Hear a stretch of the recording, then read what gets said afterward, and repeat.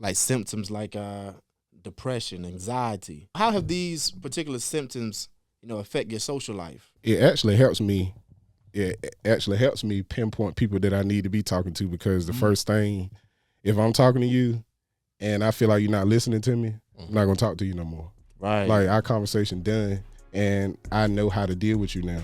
Right. The main thing is paying attention to people and learning how to put them in a category so you know how to deal with that individual person. Right. Because I do have anxiety issues, it made me pay attention to way more than the average person. Like when you go through something like that, unfortunately, a lot of us don't understand how precious life is until you get into a traumatic situation. And then once you understand how precious life is, if someone else don't value your life or your time, you're probably going to eliminate them from being around you. Yeah, get them out the way. Yeah. The Highest Point Podcast. More than a pod, it's a lifestyle. Yo, welcome to the Highest Point Podcast. This is a podcast for everyone, no matter where you're from, no matter what you've been through. You know you deserve the best and willing to put in the work for progress to reach the highest point. And talk about somebody that's been through some things, ups and downs through life, and also at a place where, of growth and also education.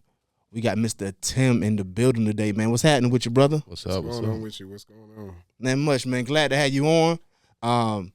And I'm just one thing about our show, we like to focus on the journey of people, because a lot of times people see your current state or end result and don't have no clue about, how you got there or what was going on in your life. And they just come up with their own conclusions. So we allow our guests to have an opportunity to highlight their journey. So starting off, can you give us a little background about, where you're from, some of your background and, your family dynamics growing up? I'm from Windsor, North Carolina. I got a lot of family there. I didn't really grow up there. My dad was military, so I moved a lot. And I really wasn't stationary enough to really make friends, but probably one time in my life. So that right there, just in itself, is make it really hard for me to connect with certain people. You know what I'm saying? Just when you get places and stuff like that, I kind of pull myself away from people because I'm used to moving. I'm used to moving. So connecting, making friends and stuff like that is, I don't do that often. Right, you know that makes saying? sense. Sound like social anxiety. Yeah. You know what I'm saying? I get anxiety around a lot of people. Yeah. You know what I'm saying? So I stay to myself mostly. Right. I totally get that. Yeah. Especially if you're always moving, like, man. My mom and dad worked. You know what I'm saying? They worked a lot. They took care of me.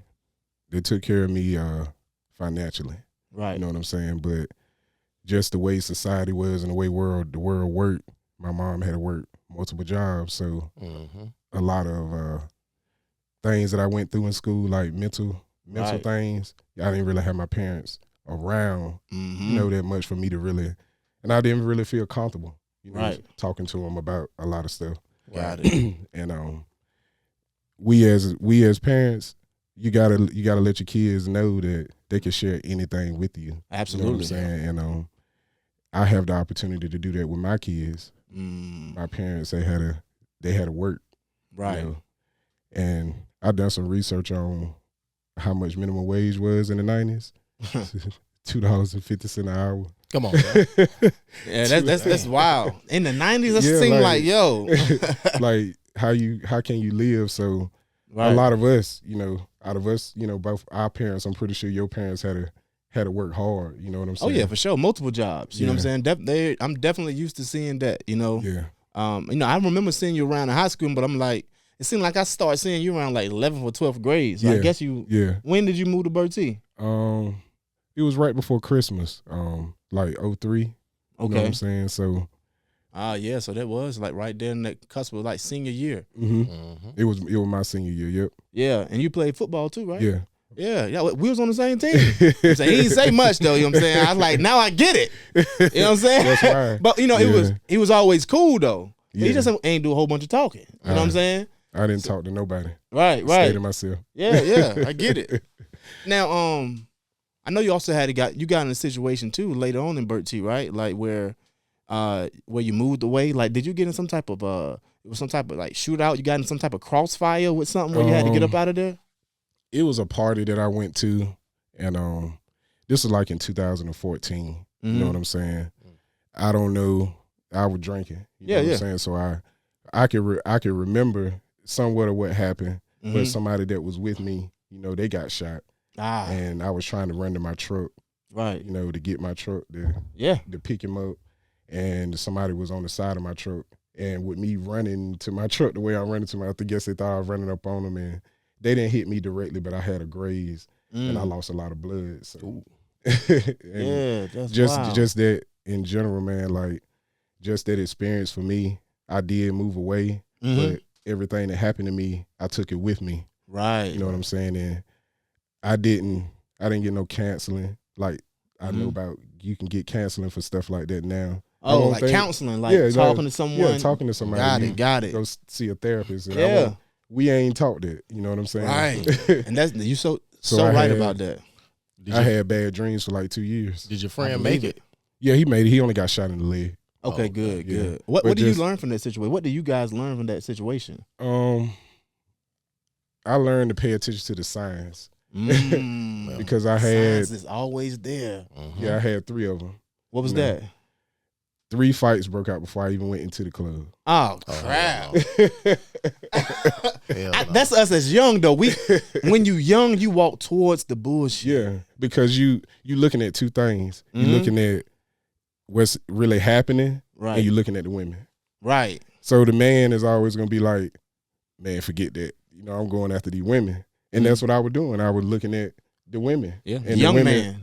Yeah. Yeah. The women pulled me in there. You know what Yeah. I'm saying? So it got me in making a bad decision. Right. Got that, because me or nothing would have never happened to neither one of us. We just left. Right. But Yeah. So that was the first sign. Was there other sign, or you saying those were the 3 signs? Yeah. It was 3 fights. yeah, Like, yo, Right. y'all shouldn't be here. Like these 3 fights ain't started at the same time. Like they was in a row. yeah. And then when we got in the club, we got a drink, and probably 3 minutes after we were standing at the front, Mm-hmm. they started fighting again, and we got mace. I still didn't leave. Dang. 4. That's 4. That's 4. But it's like, once you being that I was going to stuff like that, it was regular. Right. Like I could hear gunshots and I continue drinking. Yeah. I continue talking to people. Yeah. It was normal. Right. Like when the stuff like that happened, I didn't run away from it because I was used to Yeah. it. And that's dangerous too. That's very true. That's very true. And sometimes, like when people grow in that environment, if they don't know nothing else other than that, they just think that's the norm. Like they're not gonna be afraid or say this is probably not a good idea. This is not a good idea. I probably should leave.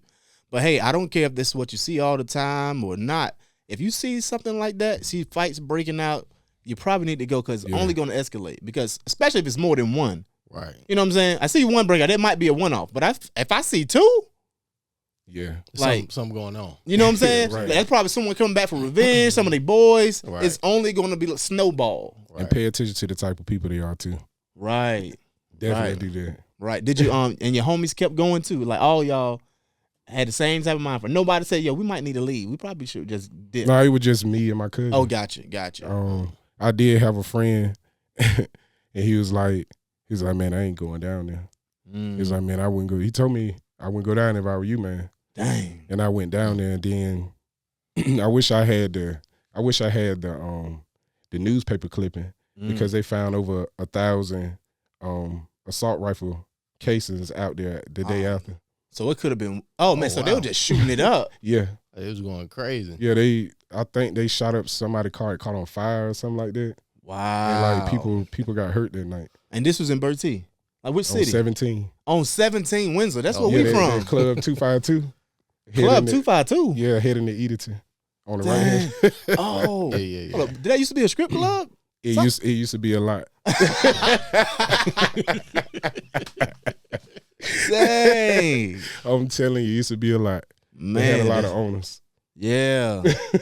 Man. Yeah, that's wild. Over Yeah. 1,000 shell casings though. Yeah. Man, they was getting it in. Matter of fact, I had been drinking so much, I didn't drive my truck. I left my truck at the hospital, and my sister took me up there the next day. I had empty shell cases and stuff like on the hood of my car or the truck, where your windshield wiper. windshield wipers, that little cup. Yeah. It was Come shell on. cases and stuff in there. That's So that mean they was crazy. standing right by my truck. Yeah, that's wild. Yeah, that's wild. And man, even talking about how those fights was going on.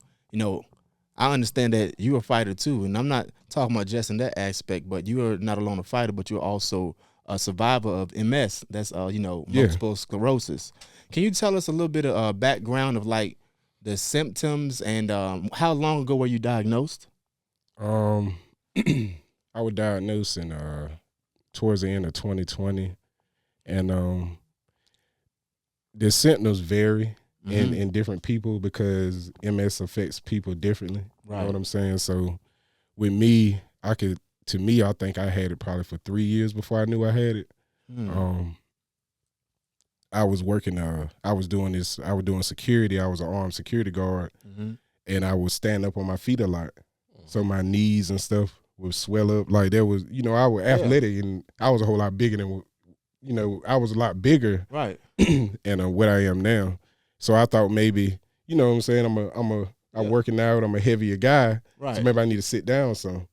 And knees went down and they swell right back up again. So me being a man, I didn't go to the doctor. Yeah. And that was something we got to get better at. That was the first sign. And then a year goes by and I was married at the time. And I talking to my ex-wife and I would tell her, hey, I can't remember. I really don't remember how old I am. You know what I'm saying? Like I was forgetting stuff that I should know. Right. And it's like I would remember stuff from my childhood, but I can remember what happened five minutes ago. So you Still, had like short-term memory loss. Yeah. So I still wouldn't go to the doctor. And then I was laying in the bed one night and I started like having these seizure-like shakes. Wow. And I thought I was having a heart attack or a seizure, so I went to the emergency room. They treated me for dehydration. They didn't give me no MRIs or nothing. Oh, man. So I went on, and one day I started having these pains in my chest. I went back to the doctor again. These in the midst of these 3 years, and they thought I had scoliosis because he seen a slight curve in my spine. What they got to do with them symptoms? You got scoliosis, exactly. Right? You know what I'm saying? These doctors, man. And then I went to another job, and probably the day before I interviewed, I couldn't talk. I couldn't talk at all. I couldn't think how to talk or nothing. So I waited like a week, and I could talk, but I was talking like thick tongue. Right. And then it went back regular. I still wouldn't go to the doctor. And I experienced the shakes again. I still wouldn't go to the doctor. And what sent me to the doctor is I was bloated, like my stomach was big, like I was pregnant. Like for 3 months, my stomach was big, and I went to the doctor. They sent me to a gastroenterologist, and I went to all these different specialists, and then they started doing MRIs. And finally, I had these lesions on my pelvic, but they said they wasn't cancerous, they wasn't disease, which they was. Right. But at the time, they didn't see any more on my body. So they done another MRI of my upper body, and they saw those same lesions. So they sent me to So these lesions are internal? They're not external? They're internal. They look like bite. Oh, man. What it is your immune system is attacking your body because it can't beat the disease. It's just gonna eat it up. Right. You know what I'm saying? So it's deterioration. Right. So this stuff is happening to me and I'm not knowing it. Like being fatigued and not being able to have enough energy to be productive with my wife, to be productive with my kids. And then I started losing interest in certain things and my memory issues. I'm having all these problems and I'm not thinking to go to the doctor. But I mean, but is your wife pressuring you to go to the doctor at all? To be honest with you, I don't think, we went to the doctor and they never saw anything wrong. So she really never said anything. And I went to the doctor quite a few times. Right. And the doctors were slacking off a lot. Yeah. I lost 10 decibels of hearing in my left ear. So they didn't never see anything wrong with that. So like I just woke up one day and I couldn't hear hardly out of my left ear. It's still like that now. and and these doctors is not seeing what's the issue. Right. So I found out a year later, because I was bloated. Got it. That I had MS. Once I made it to a neurologist, they gave me a brain exam, and when I went and saw him, he didn't diagnose me when I went and saw him. Two white coats walked in the room. So when you get multiple doctors walk in the room, that ain't good. Right. That's when he put my X-ray up, and he started showing me the lesions and stuff on my spinal cord, and he said, I want to get a MRI done on your brain. And he said, with my years of experience, I want to say that this is MS. And when the man put his hand on my shoulder, you know what I'm saying? When another man put his hand on your shoulder, he talking to you, it's right. not good. Yeah. You know what I'm saying? So to be honest with you, he told me that, and I ain't gonna lie, it hurt me. You know what I'm saying? I cried like a baby. You know what I'm saying? I didn't understand it. I didn't know what it was. But the worst thing I did was I just went right back to work. I wasn't nothing wrong. And so you never dealt with that trauma, because that's a lot of weight on you at once that you got that you received, and you didn't take that time to actually let me go ahead and cope with this. Let me go ahead and digest what's going on. Yeah. Let me do some research on this. You know what I'm saying? Yeah, I mean, and we should do that. We don't do that enough. We don't do that. I mean, I'm not trying to be selfish when I say stuff like this, but sometimes, man, I had a wife and I had kids, but sometimes, man, you got to be selfish. Yeah, it just got to be just about you, and not with your kids or with your wife. You got to take care of yourself. Absolutely. Right. And if you don't take care of yourself, what you gonna have to fall back on? Right. Exactly. Let me what I'm saying? Let me ask you this. So, when you were going to the doctors, how long was that process before they finally made the diagnosis from when you first started going something wrong? So I say a year and a half. A year and a half, and everybody was just saying it's okay, you good. Yeah, scoliosis. I mean, but first when he said he can't hardly remember something, why wouldn't they just do a brain scan then? Yeah. And it's important for you to you saying these symptoms for people to hear this and understand. You know what? I don't care what the doctors say. They just sending me home. I'm having these similar experiences that Tim had. Let me go ahead and request a specialist, like a neurologist. Is that who you would suggest them? Yeah, that's my doctor. Yeah, to get their MRI to make sure this is not MS. I mean, because if it's literally eating your insides, so the longer you let it go, the worse. Yeah, the more deterioration. Get. You get. Yeah, because people see me and it don't look like nothing is wrong. Right. But I'm dealing with numbness and tingling while I'm sitting here. Right. Some stuff. My doctor told me any pre-existing things you got going on, I get treatments every 6 months. Treatments won't stop them, but they'll stop them from progressing, getting worse. And this one thing you gotta, people just gotta, if you have MS, when you get older, it's some you gonna have some issues. Right. You know what I'm saying? Yeah. I'm young now, so I just prepare yourself for that. Right. Montel, he has MS. He's 62, 63 years old. And man look good, don't he? Yeah. He's still going strong. He's still going strong. He's getting around and everything. And it's because it's about what you eat. Yeah. I'm on a keto diet.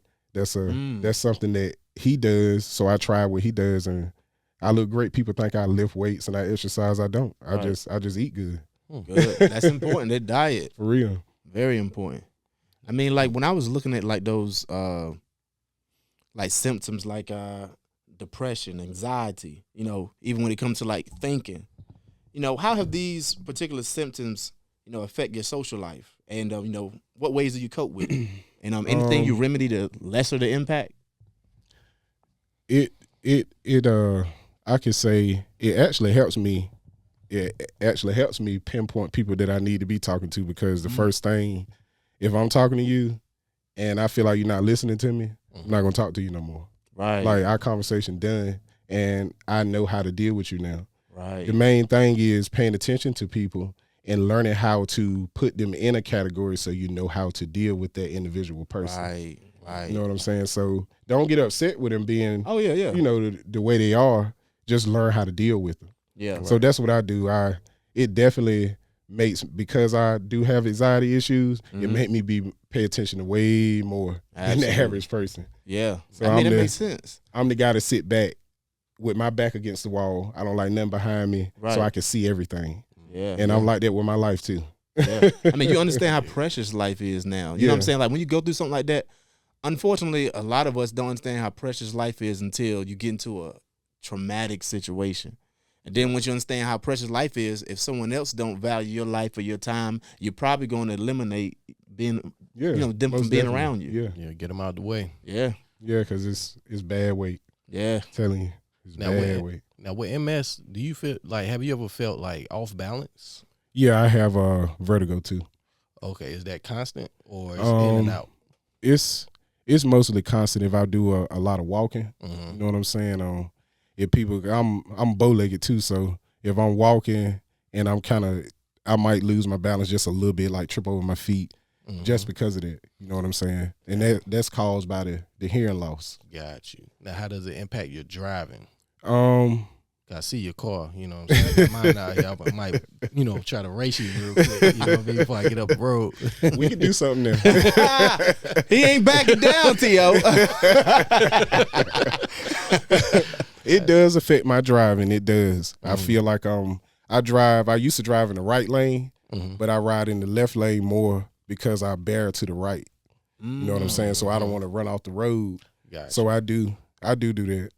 I do that a lot. And I have anxiety driving too. I think we all do, man. Crazy folks out there, they be like that accident on the way here. So, and that's probably somebody not paying attention. Exactly. Right. Yeah. For real. The Highest Point Podcast. More than a pod, it's a lifestyle.